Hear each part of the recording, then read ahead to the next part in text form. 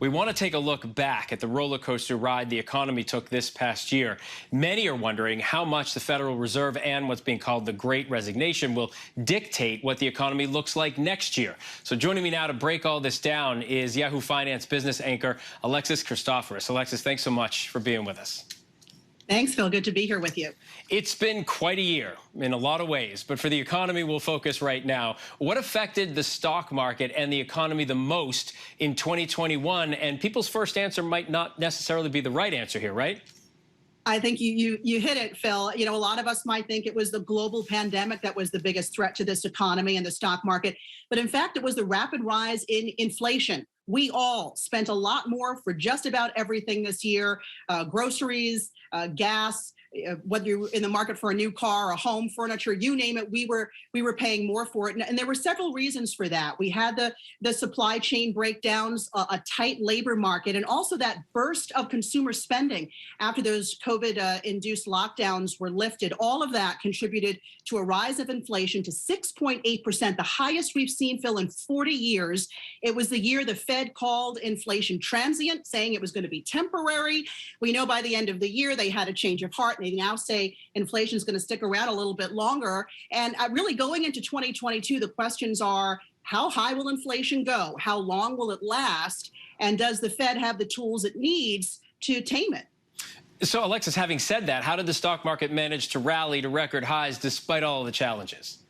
Yeah, I mean, it is really incredible when you look at the year-to-date gains. They're nothing short of spectacular. I mean, we had the Dow up 19.5%, the S&P 500 climbing 28%, the NASDAQ composite up 23% in the year that we again had to deal with a global pandemic, supply chain shortages, and the highest consumer prices we have seen in about 4 decades. So I think what the market's telling us here, Phil, is because the market is a forward-looking indicator, is that investors don't believe COVID is going to hurt the economic recovery in the new year. We're not going to go back to those days of widespread lockdowns. And as long as companies can continue to churn out those profits, and as long as consumers continue to spend, there's no reason to believe the market can't continue to move higher. Maybe not by double digits like we saw this year, but certainly there would be reason for the market to rally. The stock's not alone in hitting record highs this year. The housing market was amazing. The car market set records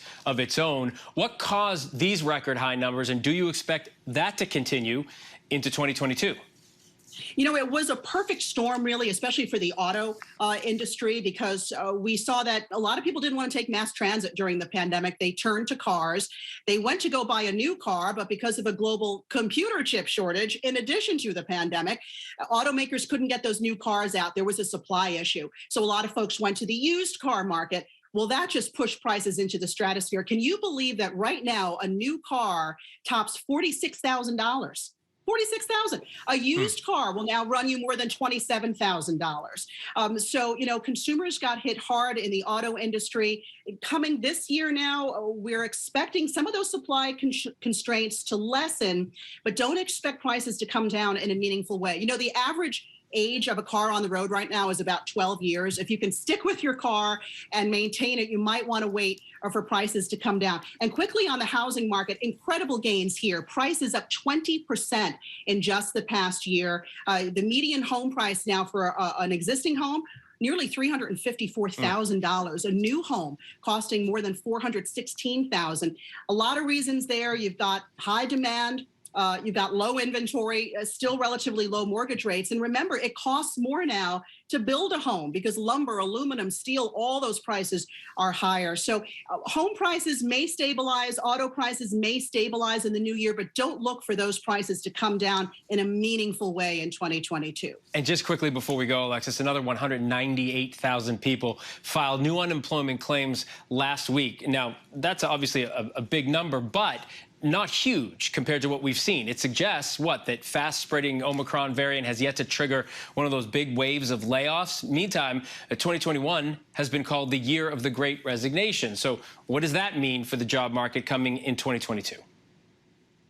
I think it means that we're going to continue to see a pretty tight labor market, Phil, and a lot of companies are going to have to continue to raise wages to attract new workers, to retain the ones that they have. There are 11 million job openings right now, and folks are continuing to leave their jobs in droves as they sort of, reprioritize what's important to them as they try to find the work-life balance in the new year. So I think, the tight labor market and these supply chain issues are going to be the real threats to the economic recovery in the new year. And I think they're also going to dictate where inflation goes and how quick it's going to rise. Alexis Christoforous, always great to talk to you. Thanks for the expertise. We appreciate it. You bet. Thanks. Hi, everyone. George Stephanopoulos here. Thanks for checking out the ABC News YouTube channel. If you'd like to get more videos, show highlights, and watch live event coverage, click on the right over here to subscribe to our channel. And don't forget to download the ABC News app for breaking news alerts. Thanks for watching.